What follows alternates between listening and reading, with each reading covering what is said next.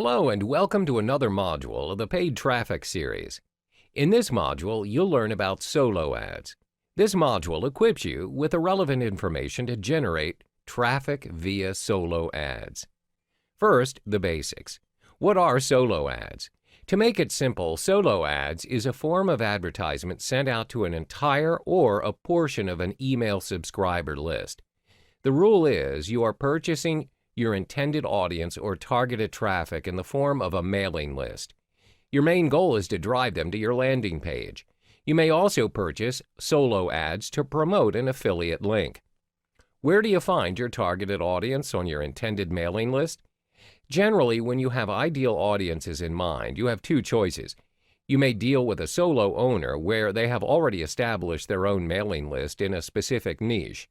You may also contact an ads broker who acts as an agent for this business. This will be further discussed in the following modules. When you purchase a solo ad, the emails sent to your audiences are dedicated emails. This means the emails revolve entirely around the product or service you intend to promote. The emails are focused on a particular niche area depending on the product or service advertised.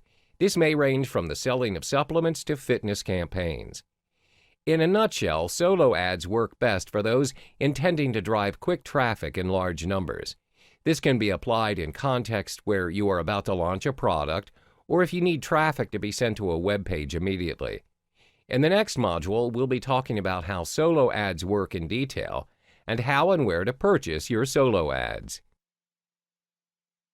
Hi there and welcome back to the Solo Ads series. In this module, you'll learn how to generate and purchase your traffic via solo ads, specifically focusing on solo owners. Mentioned in the previous module, in order to search for your intended mailing list, there are two approaches. 1. Solo owners. 2. Solo ad brokers. What's the difference between the two? Solo owners are individuals who own their own solo ads. They've established their own mailing lists where they will sell a solo ad to you, and it's dependent on your market. Usually, solo owners will charge you by cost per click or CPC. This depends on how many customers are interested and click on your email for further information. Having said that, there are some downsides in opting to purchase your traffic from solo owners. As the name suggests, solo owners are only solo owners. Initially, most of them do have a specific mailing list for marketing and business purposes, but as their mailing list expands, many people inquire to purchase their lists where they have turned it into their main niche. Therefore, they are only interested in making money by selling their lists. Sometimes it's even possible that their mailing list doesn't even correspond to the advertisement that you intend to sell. This means you may be wasting your resources as you're promoting your product to the wrong audience. Secondly, certain markets or niches have very few solo owners as the market can be relatively new, or it's not been explored much by consumers. For instance, markets that cater towards very specific products for very specific audiences. Example, supplements to control the sugar level of diabetes patients. As a result, you may find some difficulties in generating or finding suitable mailing lists for you via solo owners. Another drawback is, as the solo owners are charging you based on CPC, the conversions may be low. As stated earlier, some of the mailing lists would not entirely hit the bullseye for you as the audiences are a mismatch. Now, you've understood solo owners. In the next module, we cover another vehicle to generate your traffic, which is solo ads brokers. Hey there and welcome back.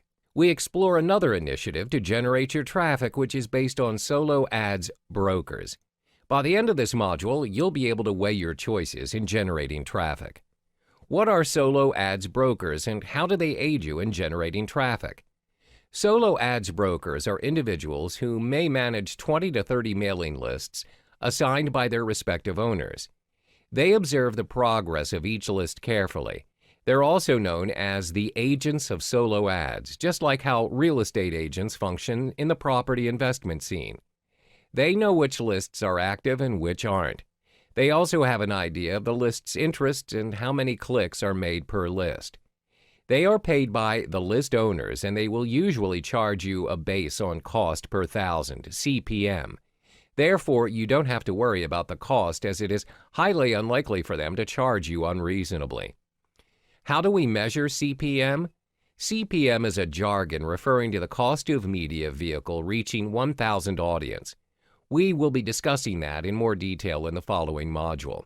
Usually, how solo brokers work is they advertise you on the traffic you should purchase based on available lists.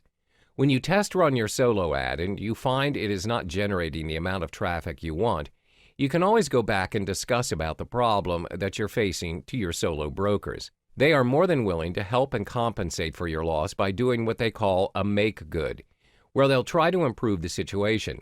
They'll either provide you with another mailing list or they'll give you discounts in your future purchases. It is in their nature to ensure that their customers have a good experience. That's because their goal is to sell as many lists as possible to the right market, and they want their customers to come back and make another purchase with them in the future. They want to be in the business for the long haul. This kind of transaction is also made available through Facebook Solo Ads Group.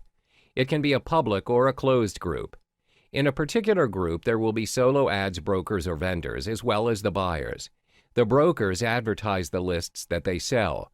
Meanwhile, the customers who purchase the lists can publish testimonials on the group's page. Therefore, the members of the group will get direct feedback, and this will enable them to weigh their selection of lists. Examples of solo ads Facebook groups are as follows. 1. Solo ads and funnel clicks market. 2. Solo ads, ad swaps, and email marketing. Again, one of the drawbacks is that solo ads brokers are also dependent on the market. You need to scout around to ensure you're dealing with the right broker where they provide you with the intended audience. Different markets have different solo ads brokers. Don't waste your resources by making the wrong choice. Hi there, and welcome back. In this module, we provide you with the golden rules to ensure your solo ad success. The two rules focused on in this chapter are to identify your target audience and secondly, to be specific in your advertising. When you intend to launch a product or service, you have your own target audience in mind. Without any consumers, there's no reason for you to even think about the product in the first place. The same case applies in solo ads. You have to know which market to focus on and whom you are servicing. The first golden rule: identify your target audience and be familiar with their demographics. For instance, if you're selling skincare products that specialize in getting rid of acne, the questions you want to ask yourself are, which age group are you focusing on? Are you focusing on males, females, or both? What type of products are they purchasing? What sites are they interested in and looking at? It's important to identify these factors as it'll aid you in being more specific towards your advertisement goals. As a result, you're able to effectively generate the kind of traffic you want. By identifying your market, you're also able to select the market where people congregate for a specific cause or interest. After you've identified your target audience and you find a mailing list that works for you, remember to keep going 2 times bigger than your previous round. For instance, if you purchase 50 subscribers on a list and it works for you, continue with 100 subscribers for the next round. Continue to do the same each round until you have accumulated your ideal list for your advertisements. But always remember to not drastically go for a huge solo ad if you're relatively new to the scene. The strategy is to scale it small and to go bigger each time. This way you don't waste your resources on gaining unwanted subscribers. Now, the second golden rule is to be specific in your advertising. A lot of rookie solo ad users happen to be vague in what they're selling, thus confusing the audience.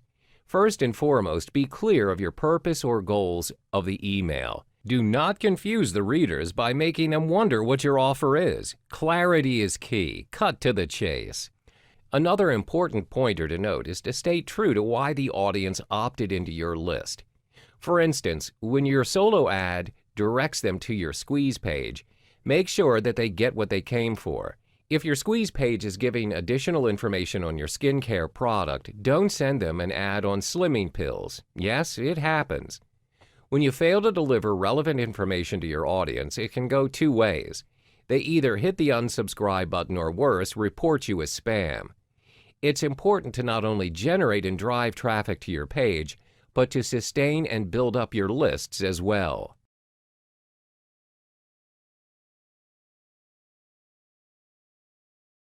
Hey there, and welcome back to the Solo Ads series. In this module, we'll be focusing on another golden rule where you can't afford to miss, which is knowing your numbers. When we talk about numbers, it all boils down to two major components. One, identifying the cost to purchase your solo ads. Two, tracking your progress.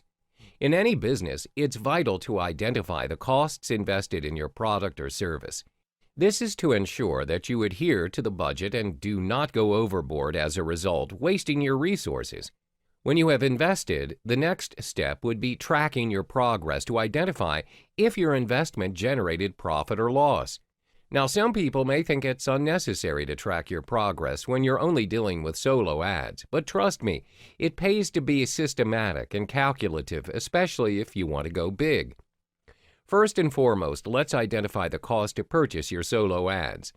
When purchasing solo ads, you are usually charged based on cost per thousand. That's CPM. CPM is a marketing jargon and is the most common method in pricing web ads. It refers to the cost of a media vehicle reaching 1,000 people in audience. Some solo ad sites will charge you based on their fixed rate. For instance, it'll cost you $1,500 to advertise to a mailing list of a specific size. The M in CPM represents the Roman numeral for 1,000. The CPM formula is as follows.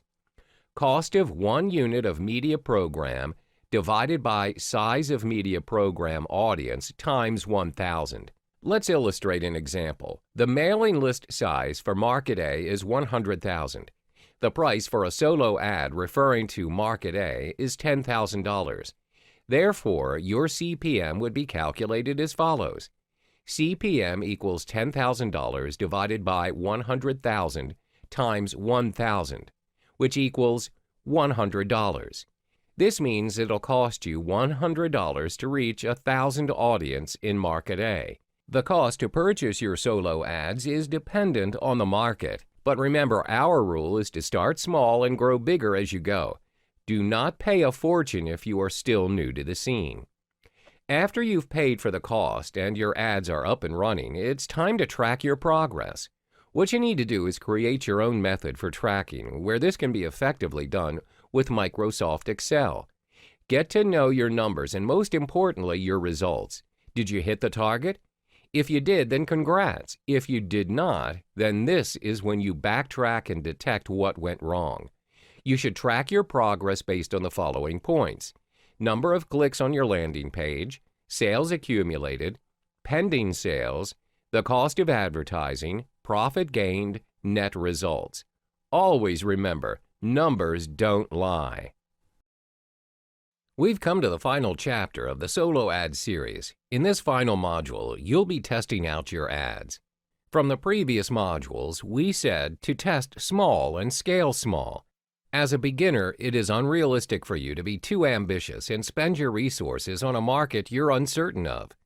The first try is always the hardest, and it won't guarantee you the results you wished for. Therefore, be strategic in your solo ad journey and test run your solo ads frequently through a small sample. For instance, when you found a particular mailing list that suits your market and the sample size is 100,000, what should you do? For the first run, you should only take up to 10% of the solo ad block, which means you select 10,000 lists from the entire block. This gives you the chance to track your progress and observe your performance. You are able to identify if the solo ad is in fact the suitable market for you. If it didn't work out the way you planned, devise a new plan and improve. Most important, you are not taking a risk you can't afford to handle as you are scaling it small. When you figured out the game and set up your game plan, my suggestion is to gradually increase your solo ads by 10%. Do not scale it up drastically. Remember, consistency and sustainability is always key. As mentioned earlier, from the 100,000 subscribers, you have had your test run of 10%. Continue to purchase the next 10% from the same block and test run your ad again. If you found out it is working for you, then go for the next 10%. This is how you should test run and scale your solo ad if you're relatively new in the internet marketing scene. Keep going and increase your momentum by 10%. Once you've got the hang of it, it's smooth sailing from there. Test small, scale small, and then go bigger.